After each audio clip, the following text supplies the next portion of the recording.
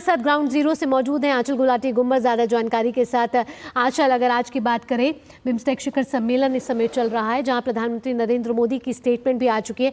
कई बड़ी बातों का जिक्र प्रधानमंत्री नरेंद्र मोदी करते हुए नजर आ रहे हैं। एक तो ये कि बिम्स्टेक शिखर सम्मेलन से जिस तरीके से महत्वपूर्ण मुद्दे निकल कर आ रहे हैं, इससे कैसे बिम्स्टेक को एक तो स्ट्रांग बनाना है, सशक्त बनाना है। इसके साथ साथ प्रधानमंत्री ने कई द्विपक्षीय वार्ता भी की है जिसमें म्यांमार के मिलिट्री जनरल से भी उनकी मुलाकात हुई।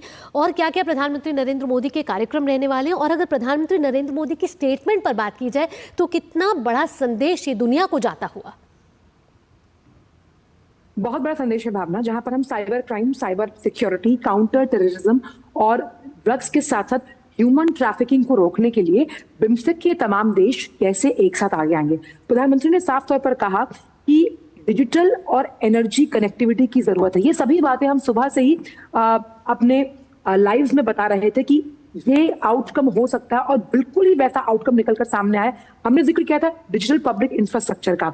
ये मैं और आप जो यूपीआई पेमेंट्स करते हैं, कैसे इन तमाम देशों के लिए एक मॉडल के रूप में स्थापित होकर एक पैरेलल इकोनॉमी को जन्म देंगे जो डिजिटल कनेक्टिविटी से जुड़ी हुई। इसका जिक्र प्रधानमंत्री ने किया और कहा कि हमारे देश की डीपीआई को की जो अनुभव है उन्हें साझा करने की जरूरत है, ताकि किस तरह से इन तमाम देशों की जरूरतों को समझा जाए और एक पायलट स्टडी तैयार की जाए। साथ ही प्रधानमंत्री ने जो यूपीआई है उसमें यूपीआई के पेमेंट सिस्टम्स को कैसे उद्योग, टूरिज्म, एमएसएमई को बढ़ावा मिलेगा, इसका जिक्र भी किया।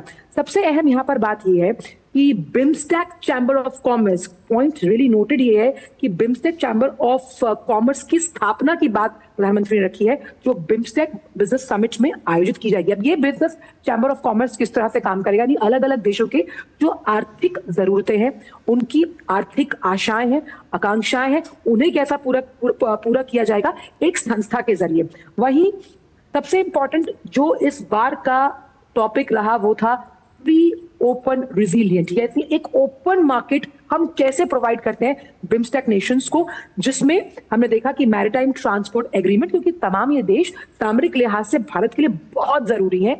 जिस मैरीटाइम सिक्योरिटी की हम बात करते हैं, जिस ब्लू इकोनॉमी को हम आगे ले जाने की बात करते हैं, और इसमें सस्टेनेबल डेवलपमेंट के साथ हम आगे कैसे बढ़ते हैं, क्योंकि मैरीटाइम सिक्योरिटी को बढ़ावा देना खास तौर पर बे ऑफ बंगाल में बहुत जरूरी है, क्योंकि बंगाल की खाड़ी के इर्द गिर्द इन देशों का ताना बाना बुना गया है। उसके साथ साथ प्रधानमंत्री ने बहुत इंपॉर्टेंट जिसका जिक्र आपने भी किया, एज अ फर्स्ट रिस्पॉन्डर, क्योंकि भारत जो तमाम अलग अलग कोऑपरेशन के क्षेत्र है उसमें आपदा प्रबंधन का जिम्मा भारत के कंधों पर है। तो डिजास्टर मैनेजमेंट के लिए कैसे भारत जैसे फर्स्ट रिस्पॉन्डर के तौर पर यहाँ पर अपना काम किया, इस डिजास्टर मैनेजमेंट को लेकर कैसे आगे जाया जाएगा, और इसके लिए ज्वाइंट एक्सरसाइज का जो चौथा संस्करण है वो हमारे सामने।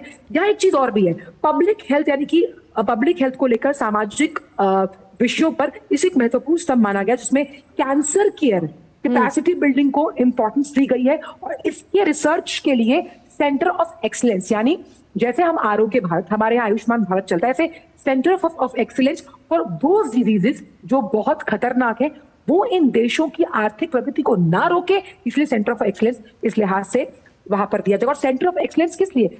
कृषि को हमने जोड़ा टेक्नोलॉजी से, आर्टिफिशियल इंटेलिजेंस से हमने कृषि को जोड़ा है। ये टेक्निक आने वाले समय में म्यांमार की अगर बात की, क्योंकि वहां पर फिशरीज है, वैसे कैसे जोड़ा जाएगा, इसके लिए भी सेंटर ऑफ एक्सीलेंस खोलने का कई महत्वपूर्ण बातों का जिक्र प्रधानमंत्री नरेंद्र मोदी अपने स्टेटमेंट में करते हुए नजर आ रहे हैं। साथ ही साथ किस तरीके से बंगाल की खाड़ी से सटे ये जो 7 देश हैं उसमें समुद्री सुरक्षा को कैसे मजबूत बनाया जाए, और साथ ही क्षेत्रीय सहयोग कैसे बढ़ाया जाए, और तमाम वैश्विक मुद्दों पर यहाँ बिम्स्टेक देश के प्रतिनिधि यहाँ बैठकर बात करते हुए, ध्यान लगाते हुए, मंथन करते हुए नजर आ रहे हैं। आंचल, आगे भी आपसे अपडेट लेते रहेंगे। फिलहाल तमाम जानकारियों के साथ आपका बहुत बहुत धन्यवाद।